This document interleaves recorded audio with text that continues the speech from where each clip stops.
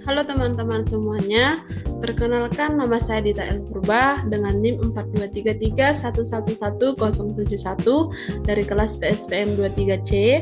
Video ini saya buat untuk memenuhi tugas mata kuliah Statistika Inferensial yang diampu oleh Ibu Prihatin Ningsih Sagala SPD MSI. Nah, dalam video ini kita akan belajar tentang UJT, mulai dari konsep dasarnya yaitu apa itu UJT, jenis-jenis UJT, apa asumsi dari UJT, dan kemudian praktik UJT pada Jamovi.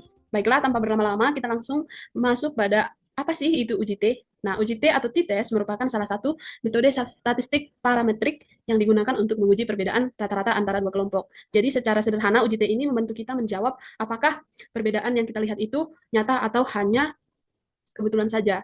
Nah, dalam konteks penelitian pendidikan matematika, itu juga uji ini memberikan landasan statistik yang kuat untuk menentukan apakah perbedaan yang diamati antara dua kelompok atau dua kondisi pengukuran itu memiliki signifikansi statistik atau hanya terjadi karena faktor kebetulan semata. Kemudian, dalam UJT ini terdapat jenis-jenisnya yaitu one sample t-test. One sample t-test ini digunakan untuk menguji apakah rata-rata sampel berbeda secara signifikan dari suatu nilai tertentu yang telah ditetapkan sebelumnya. Nah, dalam konteks pendidikan matematika, nilai pembanding yang biasanya digunakan itu seperti kriteria ketuntasan minimal atau KKM, nilai standar nasional, atau target capaian kurikulumnya.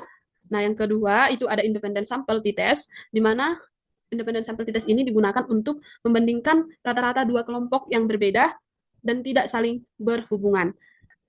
Independent sample t-test ini biasanya digunakan untuk membandingkan perbedaan hasil belajar antara satu kelas dengan kelas lain.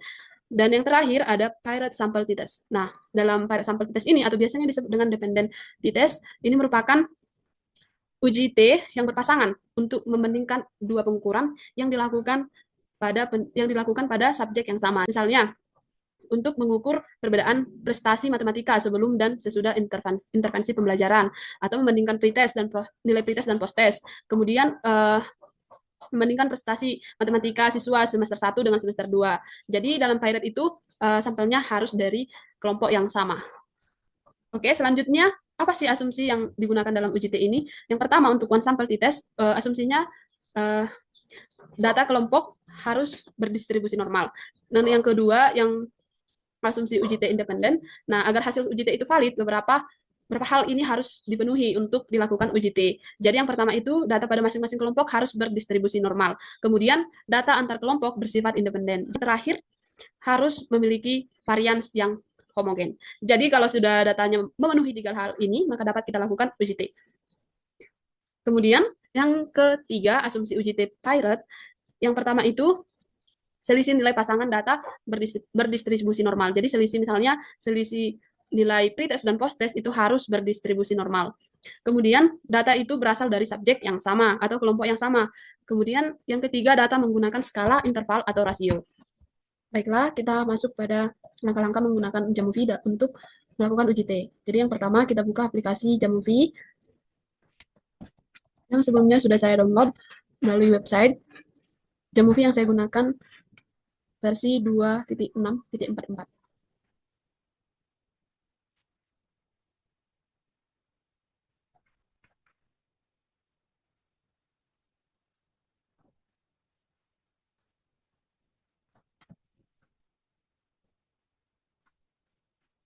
Nah, beginilah tampilan awal dari aplikasi Jamovi. Terdapat variables, data, analysis, edit.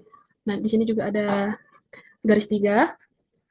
Nah, yang pertama yang kita lakukan adalah memasukkan data kita di sini.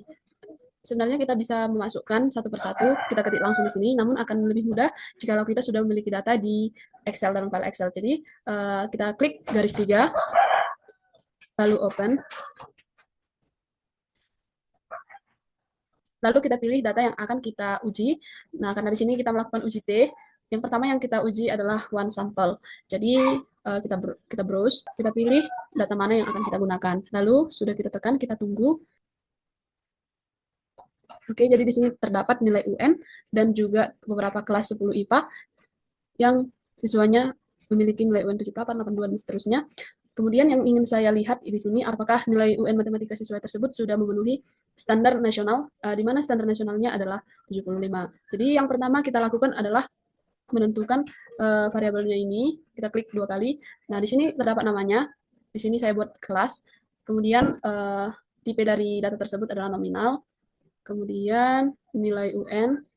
Nah, di sini nilai UN-nya measure type-nya itu adalah continuous, kemudian kita klik yang di bagian sini.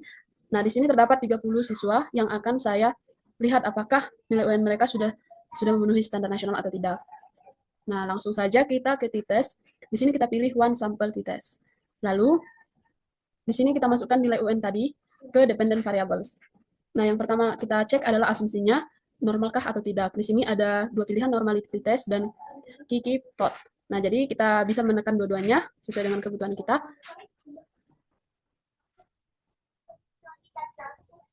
Di sini dapat kita lihat hasil dari tes normalitasnya itu lebih dari 0,05, yaitu p-value-nya 0,392. Jadi data ini sudah normal, dan melalui Kiki plots ini juga dapat kita lihat bahwa datanya sudah normal. Lalu kita tes untuk one sampelnya. Di sini ada additional statistics, dapat kita tambahkan mean difference, dengan confidence intervalnya itu 95%, effect size, confidence intervalnya itu 90%, deskriptif juga jika kita perlukan, deskriptif plots juga bisa. Nah, di sini ada hipotesis. Nah, test value-nya tadi atau standar nasionalnya itu ada 75, nilai pembandingnya adalah 75, maka kita masukkan sesuai dengan nilai pembandingnya. Kemudian di sini ada 3 hipotesis. Yang pertama, tidak sama dengan test value, lebih dari test value, dan kurang dari test value. Maka kita pilih untuk test value-nya yang hipotesis yang kedua, lebih dari test value.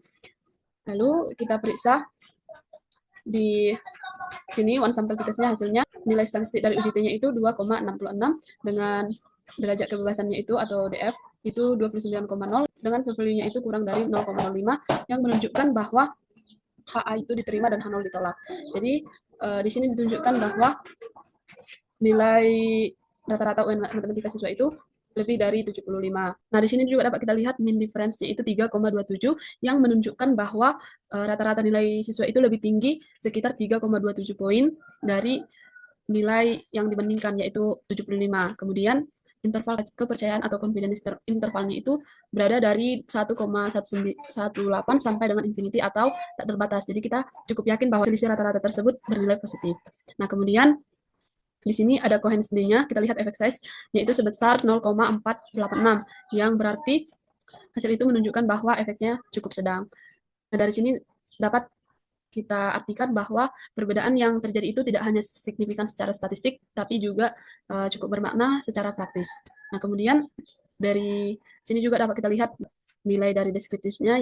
Maka dari hasil one sample t-testnya ini dapat kita simpulkan bahwa rata-rata nilai UN matematika siswa secara signifikan lebih tinggi dari 75 dengan p-value-nya itu 0,006 dan ukuran efeknya itu sedang. Selanjutnya kita akan membahas mengenai uji independen.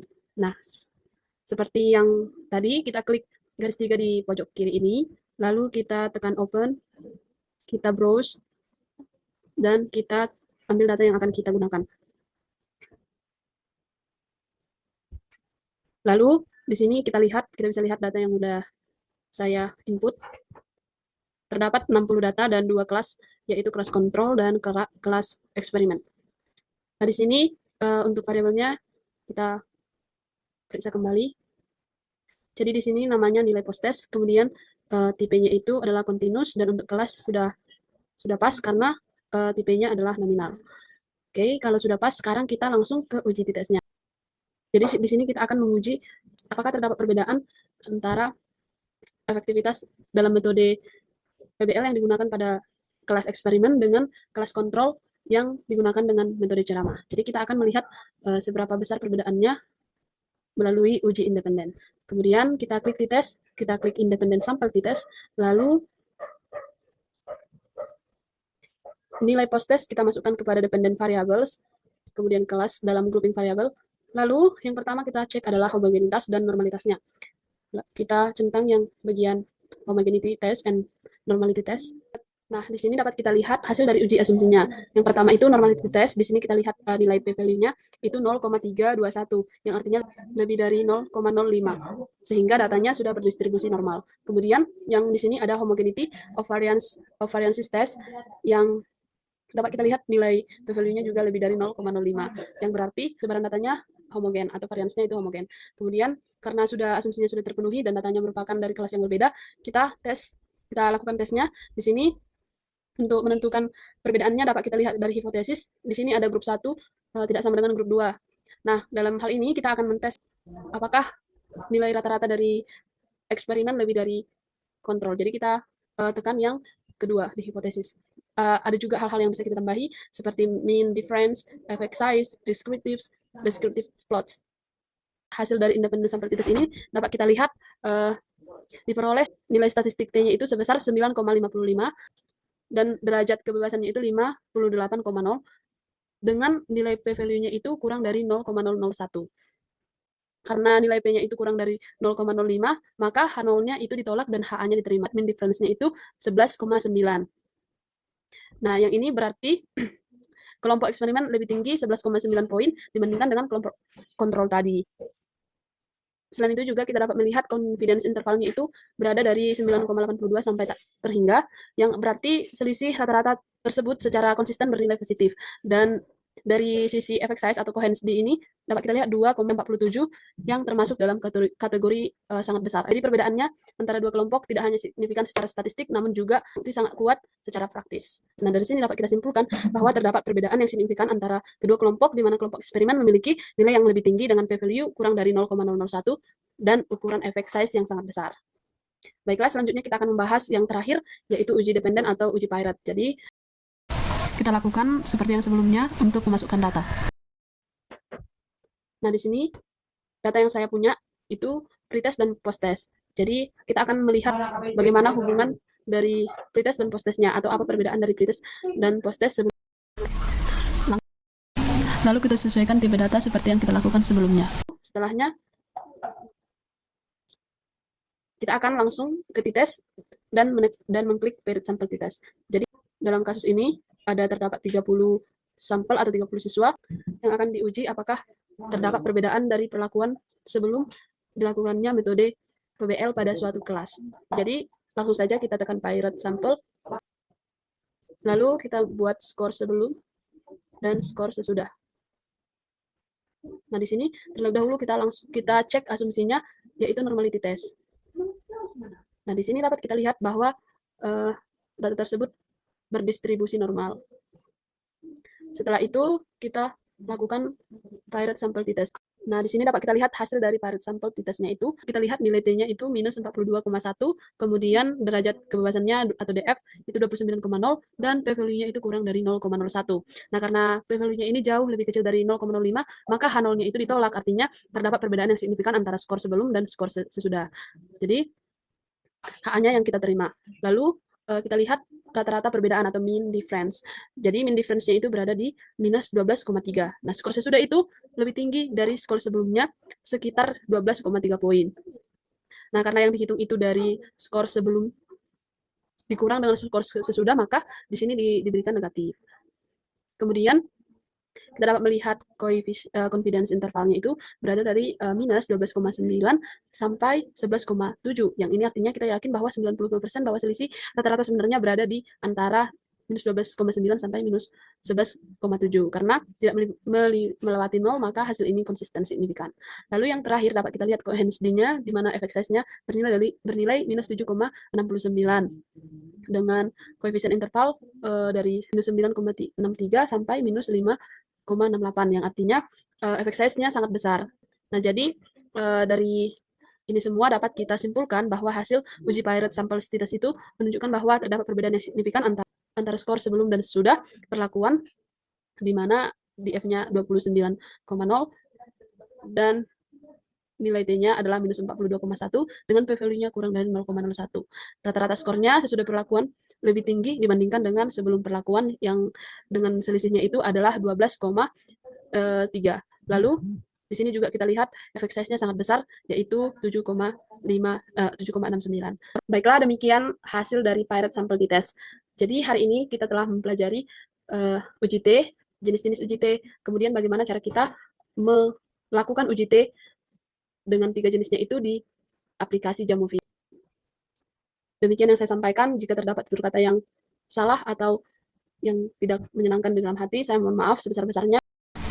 Sekian dan terima kasih.